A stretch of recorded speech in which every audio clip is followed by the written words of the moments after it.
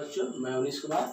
आज हम लोग अपनी कक्षा में आपका स्वागत है। आज हम लोग जो पाठ पढ़ने जा रहे हैं वो है भगवान के डाकिए, जिसके कवि हैं श्री रामधारी सिंह दिनकर, जिनका हम कार्यकाल जीवन काल देखेंगे।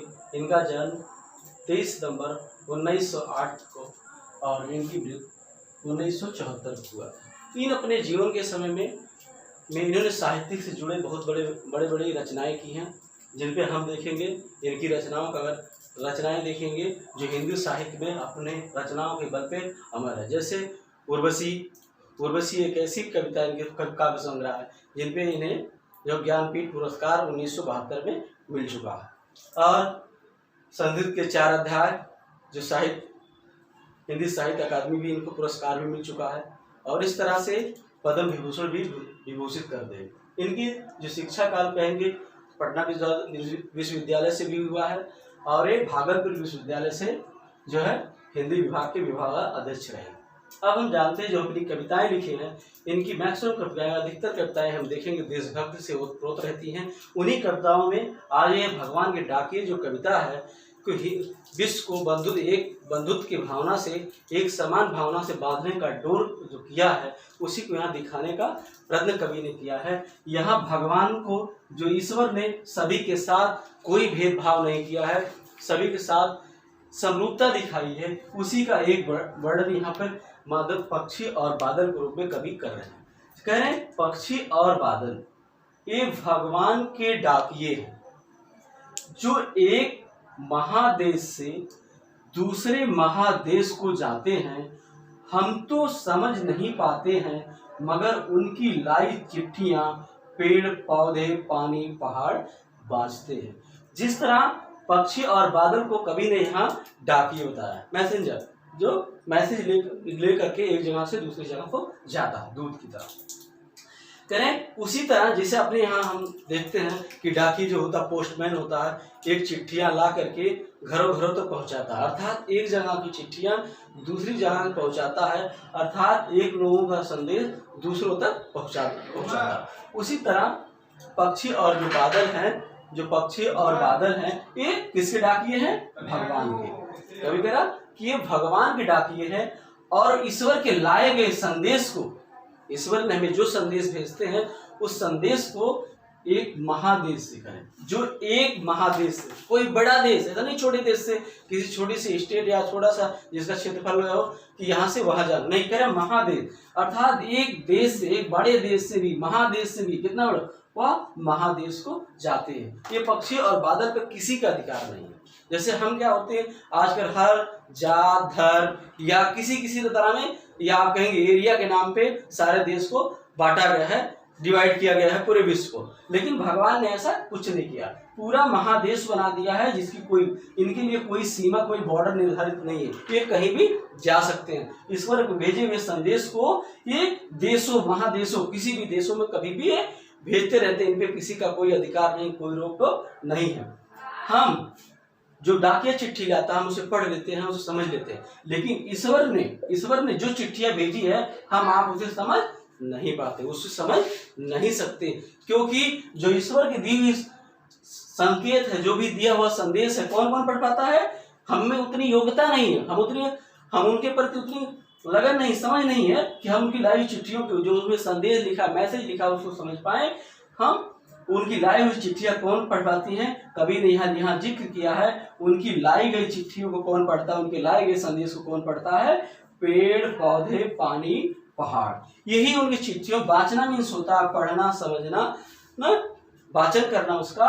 कह रहे भगवान के डाकिए नामक पद में कवि ने यही दर्शाया इस पैराग्राफ में कि ईश्वर के द्वारा भेजे गए संदेश को एक दूसरे देश को भेजता रहता है बादल और पक्षी। इन पे किसी का नियंत्रण नहीं, इन पे किसी का कोई दबाव नहीं है, आप इन्हें रोक नहीं सकते, एक दूसरे देश से दूसरे देश को जा सकते हैं।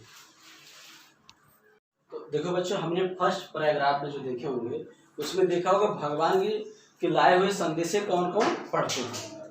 अब दूसरे पैराग्राफ में हम देखेंगे कि ईश्वर के द्वारा भेजे गए संदेश को, या भेजे गए जो बादल, जो चिट्ठी लाए गए, वो कहाँ कहाँ फैलता है, कहाँ कहाँ सुगंधित करता है। हम पढ़ेंगे, हम तो यह आंकते हैं, कि क्या आते आंकना मीन्स होता है हम गेस कर सकते हैं, हम अनुमान कर सकते हैं। क्या अनुमान? कि एक देश की धरती दूसरे देश को सुगंध भेजती है और वह सौरभ हवा में तैरते हुए पक्षियों की पंखों पर तिरता है और एक देश का भाप दूसरे देश में पानी बनकर गिरता है। कहने मतलब है, हम जो ऊपर दशा पढ़े कि भगवान के लाए हुए संदेश को कौन कौन पढ़ता है, तो जहां तक मनुष्य समान, हम मतलब यहाँ कवि का मतलब है हम आप मनुष्य क्या कर सकते हैं, हम तो केवल क्या कर सकते हैं, केवल आंक सकते हैं। आंकना मतलब अनुमान करना, हम केवल क्या कर सकते हैं, अनुमान लगा सकते हैं, इसका गेस लगा सकते हैं कि एक देश की धरती दूसरे देश को सुगंध भेजती है, खुशबू भेजती है।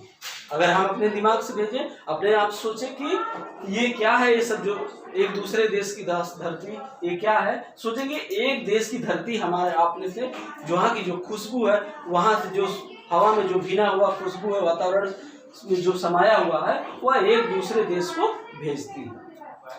और यह सौरभ, जो सौरभ में होता है खुशबू ना, हवा में जो खुशबू है वो आता कैसे, और वह सौरभ हवा में तैरता हुआ, वह खुशबू जो है हवा में तैरते हुए पूरे वातावरण में फैल जाता है। हमने इससे पहले पढ़ा कि इस मतलब जो है हवा के लिए, बादल के लिए, पक्षी के लिए किसी तरह की कोई सीमाएं नहीं होती, तो वह हवा में तैरता हुआ क्या करता है, पक्षियों की एक कल्पना बता रहा है, कभी की एक थोड़ी सी कल्पना है खुद की, कि पक्षियों की पंखों, यहाँ जो शब्द लिखा है पंखों लिखा है, इसका शुद्ध शब्द होगा पंख, इसका मीनिंग शुद्ध से होगा पंख, कि वह पंख कल्पना है कि वह पंखों पर तिरता मतलब तैरता हुआ या पंखों पर सवार होकर के क्या किया, एक देश का भाव ना, वह सवार होकर के कह रहे एक देश की जो खुशबू है, सुगंध है, वह पक्षियों के पंखों पे सवार होकर के एक दूसरे देश में फैला रही है या फैल जाती है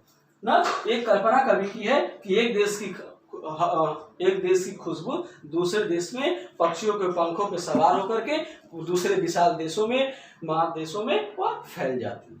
फिर कह रहे हैं कि और एक देश का भाव, हम जानते हैं कि हम जानते हैं कि वातावरण ना कि भाप कहाँ से बनती है, समुद्री तट से। हम जानते हैं कि पानी कहाँ से उड़ता है, समुद्री तट के किनारे से उड़ते हैं, किसी खाड़ी या गल्फ किनारे से हवाएं माध्यम से बादलों में जाती हैं ना, हवाएं बादलों में जाती हैं, फिर वो संघनन प्रक्रिया के अनुसार बादलों होकर के फिर धरती पे वो आती है। कह रहे वही कह रहा है एक देश, बादल दूसरे देशों में बना, और कह रहा एक देश का भाप में वाष्प ना, जो गर्म पानी जो वाष्प बन करके समुद्र से, नदियों से जो पानी ऊपर गया है संघनन प्रक्रिया द्वारा बरसता है, तो एक देश का भाप, वह किसी देश का जो भाप है वो जो है दूसरे देश में पानी बन करके गिरने का मतलब क्या हुआ, वर्षा करना ना। करें मतलब एक देश का जो भाप है, पानी है, वह दूसरे देश में वर्षा बन करके गिरता है, वर्षा के रूप में वहां गिरता है, अर्थात उन लोगों की जो तपिश होती है, जो पानी की आवश्यकता होती है, उनको ये पूर्ण करती है। यही प्रकृति का एक संदेश देते हैं भगवान के डाकिये रूप में रामधारी सिंह दिनकर। किस जब भगवान ने खुद धरती के लिए सारे मनुष्यों के लिए एक जैसे बनाया, किसी के साथ कोई भेदभाव नहीं किया, ये शुद्ध मनुष्य, शुद्ध प्रकृति के मनुष्य जिनकी मानसिकताएं एक सीमाओं तक निर्दित है, ये मेरा देश है, मेरी देश है, इस तरह से लड़ करके एक दूसरे का विरोध में एक देश दूसरे देश को आज जो है दुश्मन बना हुआ, वही एक प्राकृतिक के माध्यम से समता का, विश्व बंधुत्व का एक जो है संदेश देते हैं। इन पाठों के साथ जो हमारे इस तरह से हम कल्पना कर सकते हैं, क्वेश्चन भी आ सकता है आपको सीज पैसेज के रूप में, पठित पद्यांश के रूप में, कि भगवान के डाकिये किन्हें कहे गए हैं। हम सारे जानते हैं, पहले पैराग्राफ हमने पढ़ा भगवान के डाकिये पक्षी और बादल को कहा है, भगवान द्वारा भेजे गए जो है संदेश को कौन कौन पढ़वाता है, हमने वहाँ लिखा है पेड़, पानी, बादल वगैरह का हमने इत्यादि का जिक्र किया है। दूसरे में हम कहेंगे एक देश का भाव दूसरे देश में क्या होकर गिरता है। ये संबंधित तमाम क्वेश्चन आपको परीक्षाओं में आ सकती है।